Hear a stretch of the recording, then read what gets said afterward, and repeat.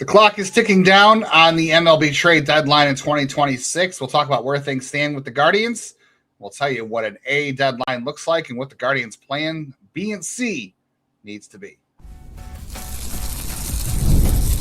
Tanner Bybee of the Guardians, and you're listening to Locked On Guardians. You are Locked On Guardians, your daily podcast on the Cleveland Guardians. Part of the Locked On Podcast Network, your team every day. I think the ideal deadline for Tanner Bybee is whatever gets him some runs scored, so he doesn't ever have to go through what he did in the first half of the season where he was winless despite pitching good, minus 2 or 3 starts. We're always giving you an A-plus effort here, though, on Locked On Guardians, your only daily podcast on the Cleveland Guardians that covers your team every day from the majors, the minors, the draft, and everything in between. And we are all trade deadline focused today. No game for the Guardians on Thursday. They welcome the Arizona Diamondbacks to Cleveland over the weekend.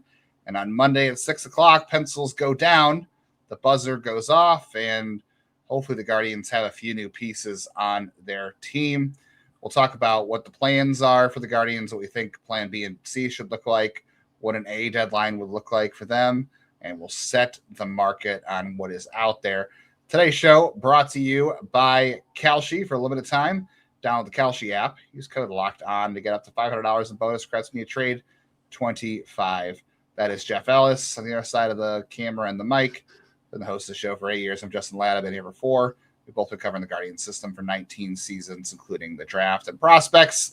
Jeff, we were just doing a whole lot of heavy prospect talk off camera or off recording, trying to figure out who the Guardians have to trade in order to make some moves at the deadline. The real question, though, is who is selling and who is selling what. Like, I think it's pretty clear.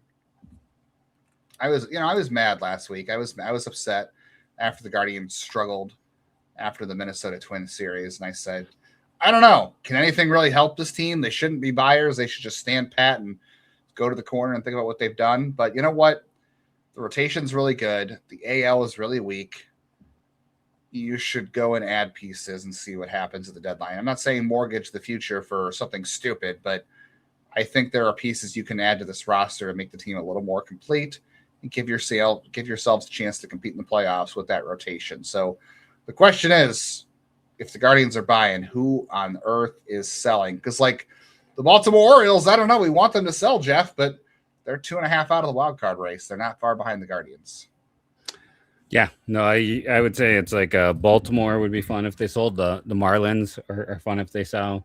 Yeah, I mean, those are the teams that are logical. I mean, sure, I could say like I want everyone to sell. I want the White Sox to sell off all their good pieces. That's what I want. Mm-hmm. Yeah, take Colson Montgomery over here. Yeah. Yep. But it's a situation where I'm looking at like the pipe dreams. Like I said, we talked about it a little bit yesterday. It's like Heriberto Hernandez is the ideal. Like that's the guy that I'm willing to talk about. One of the big four for, and that's about the only guy that I'm out there where I'm really willing to discuss one of our big Mason four prospects. Miller's available, which probably isn't. So, which again, I'm still not willing to do it just because I feel like then you got a can of worms of 2 players expecting to have the same role, and a lot of this team success is the vibes and chemistry. I don't know.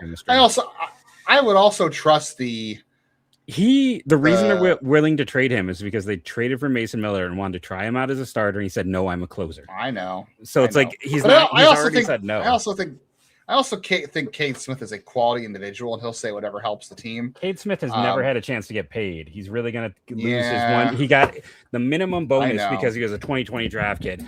You have to take care of yourself. I'm sorry. He's not going to host himself. I don't know. I would trust this chemistry, this clubhouse, this culture to smooth that out. But it's a moot point because the Padres are not trading Mason Miller. I don't even know if they're trading Adrian Morejon. I think they should because the Padres, they've played better recently. They're above 500, and they've got a roster. I don't know. AJ Preller is just such a wild card. I have no idea what he's like. Okay, the serious sellers here are this. There's the Blue Jays are going to sell. They're definitely cooked. The Royals are cooked. They're going to sell. The Tigers are going to trade Tarek Skubal. They probably should also trade Casey Mize. I don't know if they will or not. The Angels probably are going to trade away some more pieces and do it badly because they did it badly last night. The Mets are for sure selling. The Reds probably trade a few pieces. The Rockies will trade whatever they can. And the Giants are listening on some pieces too, but guess what? Their best player, their best trade asset's probably hurt. And I don't want Helio Ramos. And I know that they were saying today they were willing to eat some money to trade Robbie Ray, but no thanks. I don't care how much money. I don't need Robbie Ray here. I had a half brain idea a few weeks ago about, could you put Robbie Ray in this bullpen for the Guardians? And he's bad. So yeah. I mean, Helio Ramos he's just kind of fun. I mean, he would cost a lot though, and he's probably a DH, and he's not like he's a guy who's going to get the OPS. That's like, is he fun? In this, is he? Yeah, it is because he hits the ball hard, which we've talked about. This team doesn't have enough guys to do that, but he hasn't, and he's constantly with an OPS in the 700 range, which is solid. He's just not beyond that. He is just a solid hitter, which again, on this team, solid sounds fantastic. So like, I mean, there is a logic to it. I know, but he's just like the results just aren't that great. And I mean, he's not a good defender. He's solid every year. It's a solid performer. And you're on locked this team, in him for a couple of years, I guess. I mean, it's arbitration locked in. You can always say goodbye and cut him. Like, it's not like it's a big deal if he goes in the tank. You know, you're not really locked in. So it's, I mean, for me, anything that getting to solid is an upgrade for spots on this team. Could Lane Thomas do what Helio Ramos does for you, and then you'd have to give up less to get him? No, because Lane Thomas doesn't hit the ball as hard as Ramos does, and Ramos is the Lane Thomas. I think this year is hitting lefties more. Lane Thomas is less consistent than Helio Ramos. Ramos he's good for an OPS in the 700 range every year that he has been up. Yeah, I mean. Is the years of control for Ramos going to be like a? I mean, it makes him expensive. Yeah, don't give it. Yeah. So at that point, would you say, you know what? I'd rather pay a little bit more for Hernandez than what we're paying to get Ramos. I think you pay a lot more for Hernandez than Ramos. Right, but I'm saying Hernandez is a complete player. But the delta between 100%. Yeah, Ramos, I mean, if I can get Hernandez, that's the target. Like, I'm not even concerned. Well, I'm just saying, if you're willing to trade what it takes to get a guy like Ramos, I'd rather just up the ante a little bit and get Hernandez, because I think you pay a little bit more and you get a better player if they're willing to move him. I'm still not 100% sure they're going. Yeah, that's one thing I'll say. They're listening, but there's no guarantees. Yes, that would be the ideal situation. And I don't know how he's done since I checked in on him, but I think they had what was it? John King was one of their relievers that I liked. He's a lefty. So like you could do some shopping with the Marlins. I'm sure they'd listen on John King if he's still having a decent year. I think the nice thing is for the Guardians, there are going to be relievers available. They can definitely add a reliever. The question is, can they add two, and who's going to bring you the highest impact in a trade? Like, because that's minimum to me. I think you need one reliever and one hitter. I'd almost say you need one hitter and two relievers, but I almost say two relievers and two hitters. Like, I think you got to find. I mean, that would be nice, but because I think they're going to be able to do all that. No, I mean, I do. Like, they have the depth to get it, and while things are kind of expensive, there's also working around the corners and the edges. Occasionally, you could figure out ways to make things work. There's also a world where you try to get Anthony Sanzelli and Bernardino both from Colorado. Antonio Sanzatelli, yeah, okay. Sanzatelli, sorry, and it's like that fills your need. And I mean, virtually every team we've heard reports of being at minor league games this year for Cleveland. So it's it's like we can say, yeah, we heard this month the Rockies were there, but that's also part of the normal rotation. So like every team goes to every system every month. Well, for the most part. I will say. A good buddy did tell us that the Rocky scout was there looking at Cubs players and Guardians prospects. And then I know there was a red scout that was there in Akron when I was there last weekend too. So those two teams are logical sellers. Like the Reds have Nate Lowe, they have, or I guess Nathaniel Lowe he prefers. And then we don't want to get to a Frankie Francisco situation. And they have Brock Burke, who I won't turn my nose up at Brock Burke either. And so those all make sense for them to be. And I think what Cleveland has. I think like in some ways your best deal is to do that bundle, to get like Lowe and Burke, or to get Bernardino and Sanzatelli. Yeah, get two parts. So you're still probably trading like three pieces, and it's like some smaller ones. And the one thing I'll say is, like, if you're very curious who this team might chase, I would say go look at any of the names, then go on Fangraphs and look at the Stuff Plus models, because this whole offseason, everything we talked about with like Holderman, with Brogdon, with Armstrong is Stuff Plus models. They were really looking in to see which guys had, pitches that were grading well. which is hilarious because I feel like that's all I've done like the last 5 years in OTP is like after I get through like 3-star players, I just go into the potential pitch and start drafting guys who have 70 or greater potential pitches. So the Guardians agree with that approach apparently. And I would, go look at those guys, and that's you say his name. Antonio Senzatella, yeah. Thank you. That's him. He has multiple pitches, and Bernardino has one great pitch, but it's a slider. And when you're a lefty, a slider with a decent fastball that can be effective for a loogie. So again, Hernandez is my ideal. Like right now, look at extension too, not just a Stuff Plus and extension. Yes, those are the two other places. Yeah, for sure. Yeah, I agree with you there. I will say there's one thing about Stuff Plus I want to push back on. There's a yes there, but there is another component back I want to run by you. We're going to talk about that, what an A deadline looks like. We'll talk about these players, what it would take to get them. We'll talk about what the Guardians' backup plans should also be, because they better have multiple plans, and I'm sure agreed they do. I just hope they're good ones. Thank you to our friends at Amazon for this limited break, this back-to-school season. Spend less on your kids with Amazon. We know that back-to-school shopping, it is a crazy experience. You get a few items on your list, and all of a sudden you're looking down at your shopping cart, whether it's in person or an online cart, and you got clothes, lunch stuff, tech, gear, all this other kind of stuff you weren't anticipating. It adds up very, very quickly. Believe it or not, by next time we are talking on Locked On Guardians, it'll be already into August. So it's coming quickly. You don't want to be left last minute paying prices that you just can't afford, whether that's helping out the teacher in your classroom who is going to spend a lot of money out of their pocket to provide items. Let's be very honest there. I know the burden is tough on parents and students, but it's also tough on teachers. So the best thing you could do is work together and find low prices to help each other out. You could do that at Amazon with Amazon's low back-to-school prices, so you can spend less on your kids, because every dollar you don't spend on them is a dollar you haven't spent on them. Shop back to school on Amazon and spend less on your kids.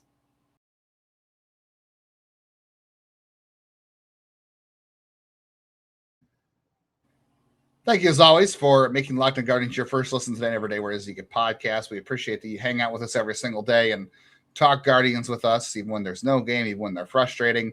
Lots to keep up on these days with the trade deadline coming to a head. Make sure you're checking out the Everydayer Club. Not only do you get ad-free episodes of the show on audio, you also get access to the private listener Discord where other Guardians fans are chatting about what's going on, the rumors. Jeff and I are in there, and listeners of the show. And there's also a Discord channel for every single show that the network has. So I was over hanging out with the Angels guys last night, just kind of questioning what on earth they were doing. So lots of fun stuff to check out over there. And we also do monthly insider chats if you're an everydayer. We just did one on Thursday before the podcast. So we chatted about all things trade deadline as well. So check that out at Locked On Guardians on supercast.com, or check the link in your show notes. All right, so you mentioned the Stuff Plus thing, and I agree with you 99% of the way. There is one caveat to that, though, is that, like, your guy, I didn't look at his numbers to see what they are, but, like, remember, I know Jimmy Herget was one of your big guys, right? A year ago, This is just an example. So Jimmy Herget's not having a very good year this year. I don't know if you know. Again, you have to look at his split data. He is getting he had some injuries, and they tried him as a starter. And basically, if you look at him, he's averaging over 13 strikeouts per 9 versus righties with a walk rate barely above 1. And against lefties, he's got a 500 BABIP and terrible numbers. So again, it's the danger with relievers, right? You got to dig deeper. Okay, that's fair. Okay, so my only caveat though is, like, Stuff Plus, I think you have to get in-season performance. Like, you can't be trading for Colin Holdermans and Connor Brogdons and those kind of guys at this point of the season. You got to, like, obviously Colin Holderman right now is good, but the off-season version. So you need to trade for somebody who is established right now. You can't be bringing in projects. No, but that's why Bernardino and the other guy, they're performing. That's why. Then you go. I just did. Yeah, I just did a Stuff Plus search on Fangraphs for lefties, and you know who at the top is, Jeff? The number one slider lefty by Stuff Plus on Fangraphs is Brooks Raley. Okay, interesting. Brooks Raley. Morejon is 6, and I think Morejon is still the A plus reliever for me. Yeah, I just can't guarantee San Diego's going to do it. Like, no, there's no sure shot that AJ Preller is going to do that. But we know Brooks Raley is going to be available, and the competition for him is going to be hot. So Brennan Bernardino is a 119 on there for left-handed relievers. That puts him at 15 overall among lefty relievers. Brock Burke is 30th. Like it's not sexy, but it's top 30 among lefty sliders. Jojo Romero's on there, by the way. We haven't talked about him in a while. We talked about him in the offseason. Jojo Romero, 117 stuff plus fastball, 117 stuff plus slider. I'm pretty sure the Cardinals are trading a rental reliever at this point. Like they're going to hang on to some bigger guys, but I think that's a guy you go for. Like I think we'll still see. I'm still not sure if the Cardinals are going to sell yet. I got to be honest. Like we all thought yesterday, oh, they took out Dustin May, and that hasn't happened. And this and that, and then they haven't done. So they're still kind of. Well, Shohei Ohtani sat tonight, and I'm like, oh, hug watch Shohei Ohtani not in the lineup tonight for the Dodgers. Yeah, although I will say, not a great year for Jojo Romero, 402 FIP, so it could be better. I gotta be honest. Your guy Steven Okert's on there. Yeah, that's one that's definitely not getting traded. Okert's having a great year. I think if I'm going to rank my lefties, it's Morejon, then it's Morejon. That Morejon, then Raley, then Bernardino is probably my 3. Yes. Yeah, I think that's fair. Interestingly enough, this guy got let go. Ciano Perez is a 106 on here, but he got let go. I think I'd put Brock Burke 4 on there. I would put Brock Burke. He's fine. He might be more 5 for me. I mean, I'd have to really dig into some of the other guys. I'm trying to remember this top of my head, and I'm struggling to remember the guys that I talked about earlier this year. But it's, and I'll say this too. Like I sat here and I made my little list, and it's like I was just going through like guys who performed well at various points. And I mean, another interesting name we never talked about who's got like good performance versus lefties is Brett Suter, right? That's his name. Who definitely is going to be traded. Yeah, because he's with Brent. He's with the Angels, and like his savant page is kind of interesting. If you go look at him, it's like he is 100% a loogie. He's also stuff plus has him at 100. Location plus has him at 106. Yeah. Which so he doesn't. People who don't know what that means. It's again 100's league average. And by the way, Suter is 99th percentile for extension. He's got a 48-degree arm angle, super high, which is not a look they have in their pen. It's all on the ground. His hard hit is low. His barrel is low. He doesn't walk anyone. His average exit. He also has the worst fastball velocity in baseball. On top of that, he is a Harvard graduate, which I feel like might have some extra cachet with his front office. He doesn't get chase, whiffs, or Ks. It's all pitch to contact, but guys don't hit it hard, and they hit it on the ground. And it's a goofy arm angle. Yeah, he is. It is. He's been consistent too. Like if you go back to 2017, his average exit velocity going back 10 years now has been very low. He has always kept guys can't hit him hard. Barrel. Yeah, it's strange. Yeah, he's got that sinker, and it's hard for people to hit it hard. So it's like, I mean, I might have him ahead of Brock Burke just because Brock Burke is Tito's managing Cincinnati, which means heavy arm usage to the point that Brock Burke's arm could fall off. Your relievers in this order. Adrian Morejon is a plus home run swing. Yeah, I think Raley's like a B plus for me. Yes, Raley's a clear B plus. You like Bernardino 3? Is that what you were saying? Yeah, he'd be a B minus. Yeah, I'd be okay. B minus for sure. But I think you're right. C, Suter, and Burke is a C. Yeah, that's fair. What about right-handed relievers? I really like Rico Garcia and Cano in Baltimore. I don't know if they're getting traded. Jeff Hoffman's had a heck of a bounce back, but he's owed $11 million next year. Luke Weaver is owed money next year. Mark Leiter Jr. getting hurt kind of stinks. Hector Brazoban with the Mets is a really interesting guy. If they're willing to trade him, his name has kind of come up and then gone away and come up again. I still like Herget. Senzella is having a great, it's the classic story, right? Let's take a starter, put him in the pen. Hey, things played up, and he's looked a lot better this year.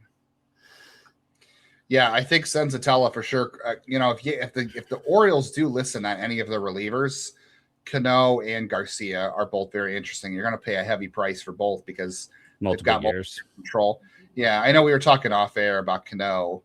Doesn't miss a lot of bats. He misses some, but not a lot. He's a heavy ground ball machine, which is going to be tricky with this infield defense because they could be better. Let's be honest. I know that the metrics are good, but we we just know how that's going to be sometimes with them. So, yeah, Senzatella, I think it makes a ton of sense because he's a rental arm. I'm trying to think who are the other rental right-handed relievers. Like, God, so it's like my entire list. None of them are rentals. It's a pretty big. Senzatella is. I'm sorry, Senzatella is a rental. He's the only one, right? He's the only one. Like most of the guys we've talked about are not rental relievers. It's more that like. And I'm not against trading for a reliever multiple years. And then they've done that before. Yeah, and then the other guy I haven't mentioned here is the guy I mentioned yesterday, like Indiana's own Sam Bachman from Miami University. Bachman, yes. Because like here's how I look at it. So, well, let's come back and talk about this. Okay. Guardians pitching. We'll talk about the Guardians pitching in the playoffs if they get there. What that looks like, why you need two relievers. We'll talk hitters. And then we'll tell you what our A+ deadlines will be, combinations, trades, all that fun stuff. We're going to wrap this one up real nice for you. As we move on in today's show, it's time for the Everyday Icon presented by Stance as the official sock partner of Major League Baseball. Stance knows greatness is not built in a single moment. It is earned over time through consistency, preparation, showing up every single day. And each week, we're recognizing one player whose performance embodies those same qualities. And hard not to pick out Gavin Williams right now, right? He's had 3 starts with 11 strikeouts and now 12. So he's had 45 strikeouts in his last 4 starts. Unfortunately, the Guardians are 1-3 in those starts, but he has been a huge performer. Just 2 walks. The walks are going away, and that's going to be key if you're going to use Gavin Williams as a frontline starter heading in to the postseason. He has found it. So the Everyday Icon, of course, presented by Stance. Check out the Icon. It's a collection from Stance. Premium, comfort, performance, durability, designed for whatever your day brings. Use promo code LOCKDOWN at checkout for 20% off your purchase. Stance, the official sock partner of Major League Baseball. Learn more at stance.com. And when it comes to the stretch run for baseball season, make it more on Kalshi, America's #1 prediction market platform where you can trade on every single game, every single outcome, awards race, all of them. For Friday, Arizona at Cleveland. Right now, the market is pushing towards Cleveland at 54% chance to win right now. I think that makes sense. You got Mitch Bratt and Tanner Bybee. I think that's a pretty good matchup overall for Cleveland. The spread in total, though, is Cleveland wins by over 1.5, and that is only moving at a prediction of 36%. So if you think the Guardians are going to win by more, that might be, or less, that might be a time to jump in and try to get some shares in that area because Kalshi, you're trading against peers in a live market. There's no house. As the probability changes, you can buy in and out of your position, trade the pick, trade the game, and more on Kalshi. Download the Kalshi app. Use code LOCKEDON to get up to $500 in bonus credits when you trade 25 KALSHI. Kalshi, trade on anything. 18 plus only. Restrictions, eligibility requirements apply. Event contract trading involves risk and may not be suitable for all investors. Kalshi products are not available in all jurisdictions. Prices, values, and available markets may differ from those mentioned. For more information, see kalshi.com/regulatory.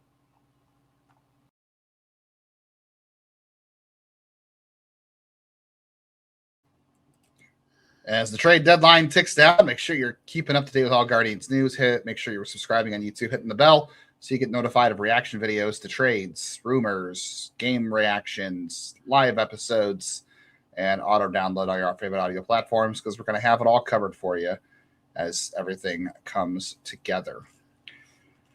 Interesting. I'm looking at the Stuff Plus for the righties now over on Fangraphs. You know who the 2 interesting arms are out on there? One just went on the IL, but one of the top sliders by Stuff Plus for right-handers is Cole Sulser. And if you go by Stuff Plus, former Guardian, yeah, and if you go by Stuff Plus just in general across the board, and top fastball, it's Kevin Kelly, also former Guardian, also both in Tampa. So, Rule 5 selection that people forget about. People are mad about Junior Caminero. You should also be mad about Kevin Kelly. Cole Sulser. What was that trade? I mean, in fairness, Sulser has also been like waived and cut a half a dozen times. Yes. They traded Cole. Yes. I can't remember who they traded him for now. I think it was pitching depth is what it was. I'm going to go look that up. It was that, it was the guy with really long hair who was not good for Cleveland. Oh, was it Hunter Wood? Yeah, it was Hunter Wood. I was excited about Hunter Wood, but I was more excited for him than he was excited for Cleveland. You had wood for wood. I get it. So I was just going to say, too, before we move on to hitters, like if you think about the Guardians pitching in the playoffs, right? Because the whole idea he was part of the Yandy Diaz deal. Okay, end of the show. I don't want to do this anymore. He went with Yandy great. Diaz to the Tampa Bay Rays. Yeah, that's fine. Whatever. Yeah. So, like, if we look at the playoffs, in theory, most guys only go 5 innings, right? Unless you're like a top of the top starting or pitcher. So you figure all these guys go 5 innings max. Some of them go 4. I don't know. I think you got to start pushing them 6 though. Like that's the thing. Like with the way they've used their pen, I think you're going to have to start pushing your guys. Even so, you count back from Cade, you count back from Gaddis, who's the 8th inning guy. Are you sold on Colin Holderman as your 7th inning? Yes. Guy? Okay. Sabrowski. I don't know which version. I'm hoping there's a point this year where it's like I would say Sabrowski was the new Cade Smith. Like he's going to be the fireman who goes in and I thought so too. You know, at the end of the game, it's like, okay, let's go kill the lefties with him. And but then the injury and he just hasn't been the same. But that's and that's why we're looking at this list. I mean, the other guy too from the Angels, Zephyr-John, like great stuff. But that's the thing. No, but I was just looking at the Angels, by the way, by FIP. I just got to point this out. So the FIP, it goes Kirby Yates, who I forgot was even there at a point. Reed Detmers. He's a rental reliever, by the way. Kirby Yates he's got a good FIP this year. Like he's performing well. Low walk, high strikeout. Like I'm not opposed to Kirby Yates either. Chase Silseth had their 3rd best FIP, and they gave him away for nothing. Brent Suter, who you mentioned, 4th best. To save $1 million. Yeah, that's the thing. Like, oh man. I mean, so always be worse. You could probably get Brent Suter for agreeing to pick up Artie Moreno's dry cleaning. Like that's probably the cost. We saw in yesterday's trade. The way he's going. Yeah. All right, let's talk hitters. Let's talk hitters. So let's go to Heriberto Hernandez. Obviously, would be an A+. Like if you could go get Brooks Raley and Brent Suter. I don't know. And Heriberto Hernandez. 2 lefties? I don't know if we need 2 lefties. Do we need 2 lefties? I'm just okay. So I don't know. Kirby Yates, like go get Kirby Yates and Brooks Raley, and then because Brooks Raley to me, I think Morejon is probably out of the window. So like Brooks Raley to me is the number 1 lefty.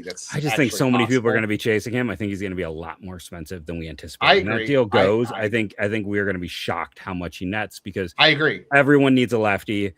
And there isn't anyone out there who there's such a limited group of lefties. Yes. I think, that's why I'm looking at the Bernardinos of the world because I'm like, I think Brooks Raley is going to net a really nice piece for them. I think so. And honestly, in a weird way, the Guardians should almost be hoping somebody else acquires Adrian Morejon because that means they'll have paid the price for Morejon, which will be very high. And then that gives them maybe a little more edge to get Brooks Raley at that point. We'll see. Hernandez for sure. To me is an A.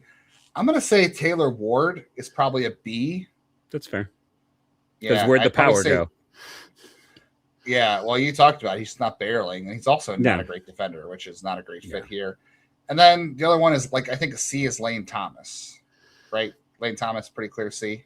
Yeah, Nathan Lowe is a C. I mentioned before. I'm trying to think I think Alex Call is a C. I think Luis Rivera is a C.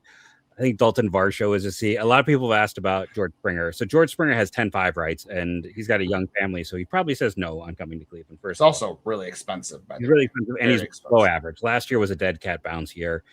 He's not been good this year. Varsho, I think Varsho is an interesting target just because he's an elite defensive center fielder who's about league average.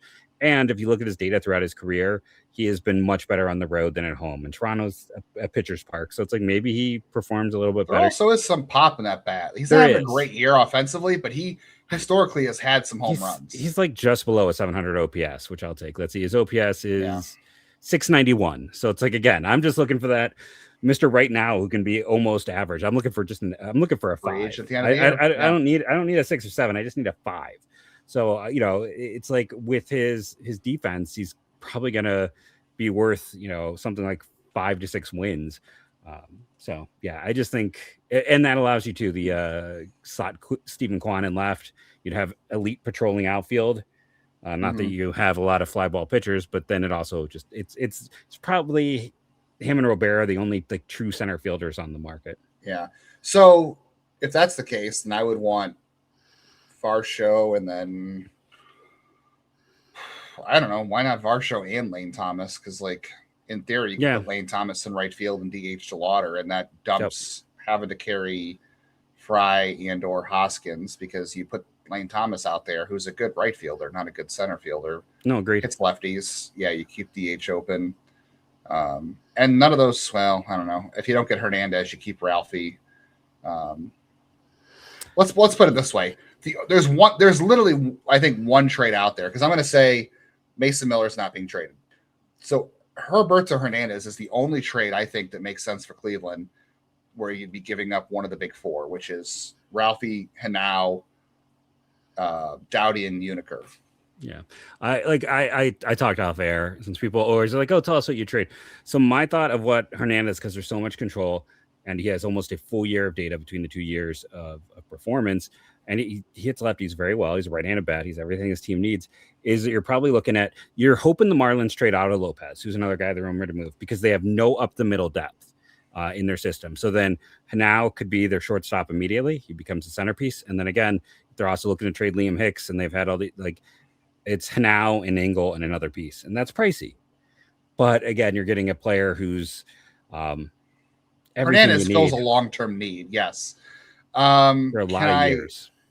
Can I sway you, or can you sway the Marlins and say, we'll give you Brian Rocchio to plug in right now, and we'll just promote Genao to play shortstop or second, You're going to make people really angry at you, but I mean, I kind of agree with you. So, because I just really cringe, because I just don't. I know people don't like it, and I know we keep talking about Mr. Right Now, but like, I just think the bottom is going to fall out on Rocchio at some point. I think it already has. Don't buy it. It's already starting. I mean, he had like a and now it's just so much better. Yes, I do. I mean, I get it. But again, I wonder, like, he's pretty well loved and all of that other parts. It's like the last 2 years too. It's like, I don't want to make too much out of him, because people maybe expect a star, but it's like Hernandez has just been a 113 and 118. He's like solidly about 15% above league average, which again, 15% above league average in this outfield. That sounds like a Hall of Famer based on what we've seen over the last decade. That's basically like peak Quan was about 15 above league average. Can I throw one more name at you to see what you think? Yeah. Willie Castro. No, bench piece? No. Bench piece? No, he's awful. The bottom fell out on him. No, okay. I don't think he's worth it anymore. So bring me Brooks Raley, bring me Varsho or Luis Robert, get me Cano, or get me Hernandez. That's where I'm at. For me, it's like, if I can get Hernandez, give me Call, of course, because I'm me, and then give me Raley or Suter or Bernardino, depending on cost, and then go diving. Like, maybe you can get if you can get Suter's going to cost nothing. You're right. So it's like, I mean, I kind of like the idea of trying to get like Senzella, pay a little bit more, and then get Suter on the cheap. Like, go for the righty expensively, get the solid lefty a little bit cheaper, and then go get your bats. Yeah. Hernandez, Robert, Varsho, Call, Thomas. There are pieces available. Yeah, and the other prediction they're not sexy, but they're pieces. No, and again, we're just trying to raise the floor, because this team has enough spots. Like, we've seen Bazzano, we've seen Delauder, like, they're exciting. Jose is still, playing well, even if he hasn't been at the level of Jose. Like, they've got guys who are raising the floor of the team already. So let's do more to raise that floor even more. And the two guys, I think you and I are pretty consistent that we think are most likely to be traded. Bo Naylor, because again, they do right by their players. Yes. They want to give him an opportunity somewhere else. Cooper Ingle. They'll find a place for him. Cooper Ingle is probably also, and I would say our third most likely piece is Franco Alamán. Yes. I think they're, kind of showing what he can do, but I think that they are not the most enthused with his ceiling or potential. So I think those are the three guys that they could find a better fit for the bullpen for now. Yes. Agreed. All right. We'll be back on Monday, and we'll get ready for the actual final hours of the trade deadline. Plus, we'll talk about the Arizona series, which hopefully the Guardians win. Yeah, and the trades will be happening Saturday, because that's when I am driving to see family in Ohio and in the car all day. So get ready for some Saturday trades. I hope not Sunday, because I have a family birthday party Sunday. So I hope it's not Sunday. Watch it happening. But if anything breaks, we will cover it. Thank you all for joining us. And go, Guardians, go. And look out for nows on every trade if they happen. Bye.